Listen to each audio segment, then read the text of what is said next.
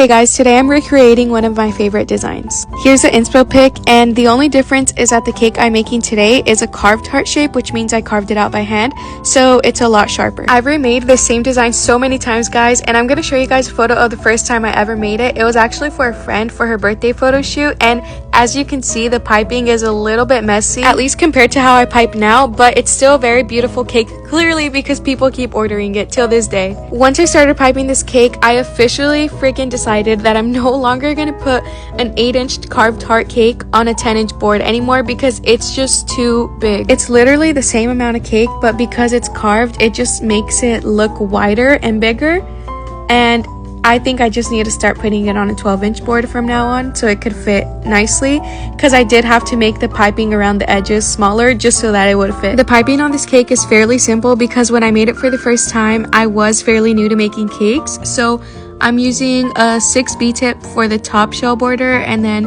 for all the other piping, I'm using a small number 18 piping tip. I went ahead and did some shells here at the meeting points, and now let's move on to the top. I used the piping tip to kind of map out where I was going to pipe the heart just to make sure that it was symmetrical. And then I went ahead and piped some shells using that same number 18 tip. If you're making a vintage heart cake or a vintage cake for the first time, I highly recommend doing this type of piping style because it's really beautiful and just classic, and you really only need 2 to 3 piping tips depending on whether you want to add writing or not. I've been using my piping tip to also map out where I want my lettering to start and end, and it's been helping me a lot with keeping it straighter. Next, I added lots of glitter, and then I did some pearls around the borders. I used a spoon to kind of help me sprinkle them on, and then I went ahead and started adding the cherries, and I highly recommend trimming your cherries so they're all the same size because, I don't know, in my opinion, it just looks a lot neater. And here's the final result. Like always, let me know what you guys think in the comments, and make sure to follow me for more cake decorating videos, and I'll see you in the next one. Bye!